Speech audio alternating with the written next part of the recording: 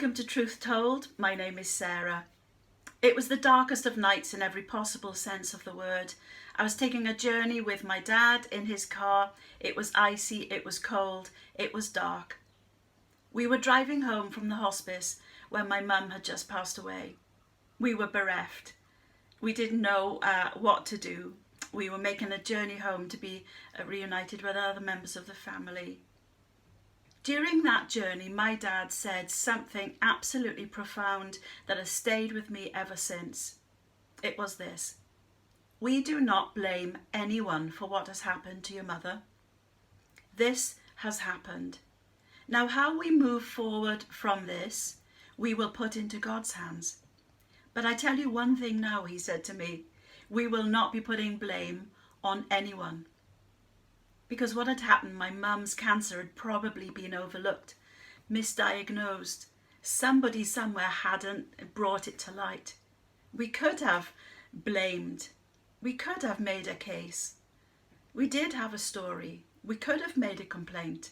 But that night coming home in the car, my dad said, we will not be doing that. We will not be doing that for several reasons. Your mother wouldn't want us to do that. It is not a good testament to the wonderful life that she has had. Doing that will make us feel bitter, and we don't want that. Doing that is not what will please God. Doing that will probably not help us in our grief. So rather, on the contrary, this is what I intend to do, he says, as we're driving along the Cornish lanes, navigating the icy patches. He says, what I will do is I will write a handwritten letter to every single person that has been involved in your mother's care. That list of people that I wrote down when the lady came around with the teas, or the lady came around to do physios, or that young man came with medication, or that consultant came with further news, everybody's name that I wrote down in my little book, I will write them a handwritten letter to the GPs and the receptionists in her surgery, to those who came to the home and give care there, and those in the hospice who have been phenomenal.